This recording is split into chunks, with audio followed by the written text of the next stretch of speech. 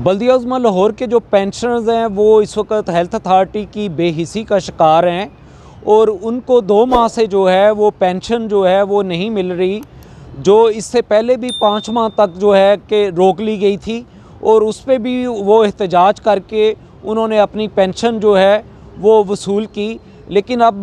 दोबारा ये सूरत हाल पैदा हुई है कि हेल्थ अथॉरिटी ने ये एतराज़ लगा दिया है कि क्योंकि आप MCL के मुलाज़म हैं तो आपकी तनख्वाहों और पेंशन का बजट जो है वो MCL देगी, इसके बाद ही पेंशन अदा की जाएगी। जबकि इसके बरक्स MCL का कहना है क्योंकि जो हेल्थ डिपार्टमेंट है MCL का और साबिक़ सिटी गवर्नमेंट का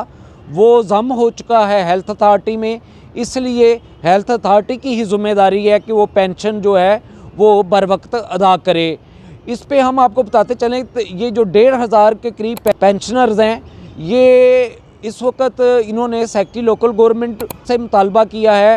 कि उनकी दादरसी की जाए, क्योंकि वो इस वक्त ज़्यादातर जो है उनका जो इन्हिसार है आमदन का वो इसी पेंशन पे है, इसी पे उनके अखराजात जो हैं वो सारे चलते हैं और उनकी अक्सरियत जो है वो किराएदारों की है। लेकिन इसके बावजूद जो है हेल्थ अथॉरिटी की तरफ से कोई पेशरफ्त नहीं हो सकी है।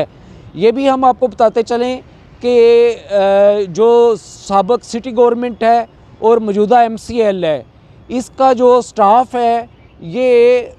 अगरचे उस तरह फ़ाल तौर पे काम नहीं कर रहा, लेकिन जो रिटायर्ड मुलाजमीन हैं वो ज़्यादा पिस रहे हैं, बजाय इसके कि उन मुलाजमीन से काम लिया जाए जो बग़ैर काम किए तनख्वाहें ले रहे हैं, उसकी बजाय पेंशन को टारगेट बनाया जा रहा है और उनकी पेंशन जो है वो health authority chief executive officer जो हैं वो उनके साइन ना होने की वजह से रिलीज़ नहीं हो रही है। देखते रहिए बल्दिया टाइम्स।